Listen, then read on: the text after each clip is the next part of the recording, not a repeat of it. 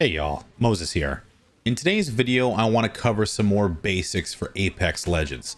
I've had some more time to play. I'm about level 35 right now, and I've learned a few things about engagement tactics and squad composition that I think that some of you guys might find interesting. So we're going to go over the basics of squad composition, synergy between classes, and how to win more gunfights in Apex Legends in today's guide video. So without further ado, let's get started. Reloading.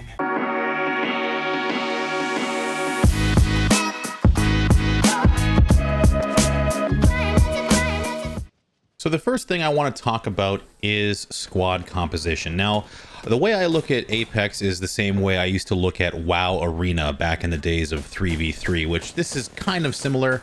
There's a few classes to choose from. Obviously, there's a few different, like genres that the characters fall into with support, assault, and, the tracking. Essentially, you're looking to get as much utility and synergy out of your squad as possible, much the same as with WoW Arena back in the day, and even to this day if you're still into WoW PvP. Anyway, the first thing I want to talk about is kind of the best lineup that I've been running with that a lot of people seem to like, which is the Bloodhound, Wraith, Bangalore combo. Now, the best part about this combination as a player who plays a lot of Bloodhound is the Bangalore smoke grenade synergizing with the Bloodhound ultimate.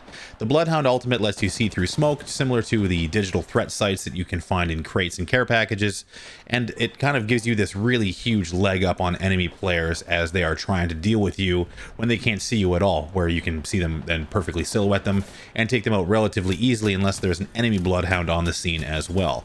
On top of that, you're going to have the ability for Wraith to open tunnels so you guys can flank, and that's a big one because Wraith can open up a ultimate tunnel, that's her ultimate ability mind you, run up on top of an enemy or get a flank going or even escape and allow the whole team to port over as one, which is exactly how you want to be fighting in Apex. And on top of that, Bangalore is just kind of utility. She's also very good as an independent player due to her double time trait, where if she does receive fire, she moves faster for a short period, because that means you can get around and past enemies while taking damage, which will even allow you to open up better flanks, because if there's someone shooting you in a flank, you're gonna be able to get up there very quickly. So Bangalore, Wraith, and Bloodhound is a really good synergy style right now. So just a few quick tips for this composition, since maybe a few of you guys have found this synergy yourself. When you're playing Bangalore, do be very liberal with your smokes and call your airstrike when you use it. If you're going to use your ultimate, because it can disable your teammates as well, let your teammates know when you're using your ultimate ability, where you're placing it,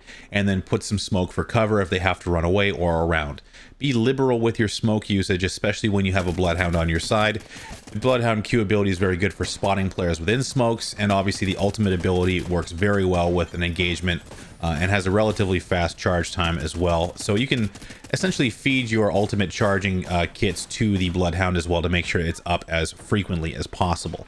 That's a big key to making sure that you can utilize your smokes a lot and get the upper hand in as many engagements as you come across. As far as Wraith is concerned, you're kind of the fragger. You're the person able to get in and out. You have an individual escape ability with your Q, and then ultimately you can use your tunnel to either execute a flank or an escape, whichever you think is necessary, or even just to get to the zone faster and stay together. So on the staying together note, which I think is extremely important in Apex gunfighting, I'm the type of player who likes to play very aggressively, and if I run up ahead of my teammates or if I get separated, it is very easy to lose a gunfight very quickly and put your whole team at a disadvantage if you like to play separated. In the early game, I can understand separating but staying relatively close together. It's going to be up to you to win those 1v1 gunfights, but in the mid and late game, it is very important for your squad to stay together nearly at all times to engage an enemy. If you split off or have a flank that has no support, or if one player gets too far behind or ahead, they can easily be caught out and eliminated, and there's nothing you're going to be able to do about it. Getting the damage lead in an engagement is the best way to win a gunfight overall. If you can get that first down or even break that first shield, it's going to be really important. All right, so let's jump into the tips and tricks portion of this guide, which I kind of want to focus on just some basic stuff. Learn to love the slide. Using that slide ability to get around and to attack players and to basically throw them off their aim, that's a good way to make sure that you're taking as little damage in a fight as possible. Because in Apex, you know it, you're going to get third-partied a lot when it comes to not ending gunfights distinctively and quickly. So going ahead and making sure that you have the slide bound to something like your mouse or something that's a little bit more accessible, even if it stays as the default, which is C on PC, you really want to make sure that slide becomes second nature. Just slide all the time, get used to it, slide for loot, slide on the ground, slide to move, slide every once in a while. Just get used to incorporating sliding into your movement. One other thing I noticed as a big mistake is starting engagements just a little bit too soon. This is kind of a carryover from PUBG. You should know when you're in the optimal distance to do as much damage as quickly as possible to an enemy. Don't start those long range plinking fights with the first moment you see an enemy, because they're going to turn on you. They're going to call their squad. The next thing you know, you're going to be fighting uphill. Maybe you've not positioned yourself well. Maybe your team's not ready to fight. They're looting somewhere behind you. Don't start an engagement too early without communicating with your teammates, positioning yourself as best for success, and don't take long range battles when you can sneak up and get closer to an enemy. I talked about this in my previous guide video. I don't think that at long range, unless you have a big advantage, that you're going to be able to decisively win fights. So just be mindful of that when it comes to choosing your engagement distance, and get up on top, or at least as close to your enemy as possible. And then dealing with third parties. This one's a bit of a tricky one because it's very contextual, but it is going to happen a lot in Apex. You're going to be halfway done a fight, you're going to have the upper hand, and just before you're done, you're going to have someone coming up behind you to shoot you in the back. That is when you have to disengage. At that point, it is better to run away and reset the fight than it is to try and fight and lose. This is something I still struggle with because, again, it's very contextual. Sometimes you can turn it around and win that fight as well, but you know, you could be, that third party role can keep happening, man, where you're halfway done the second fight, then a third squad shows up and you're gonna wind up being toast. So sometimes you can't avoid it. I totally understand that can happen. But you also need to know, even in individual 1v1 fights or any fight really where you're losing, do not be afraid to disengage. Standing your ground and losing the fight is a lot worse than getting away, resetting, and starting over. It's the same as it was with PUBG. Know when to reset the fight, know when to run away, and use your abilities as best you can. Use grenades, use all the utility at your disposal to make sure that your enemies can't follow you. Throw a thermite grenade behind you to zone out their approach behind you to make sure they can't pass through a doorway. Close doors behind you. Climb, jump around, slide like I mentioned before.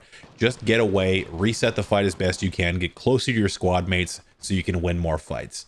It's these basic little principles that when you work on them, when you incorporate them into your overall movement systems or your overall methodology, that you'll become a lot more effective. I'm still working on learning this stuff, but I'm really interested to know, what are you guys using for squad makeup? I want to know what squads you guys are running with. I want to start focusing now on the individual skills and the synergies of the players in the game. So I want you guys to leave a comment down below. Let me know what squads you're running with, who's your favorite character, what are your favorite parts about that character, and any tips and tricks that you might have for me, because I'm still learning as well.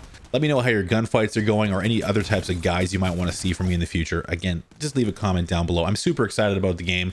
I hope you guys are too. And you can watch me on Twitch at twitch.tv/wtfmoses. You can follow me on Twitter at twitter.com/wtfmoses. Send me a tweet. Let me know what you guys think of the game and what you've been finding is most fun about it. Thanks for taking the time to watch this video, guys. And until next time, like and subscribe. Okay, bye.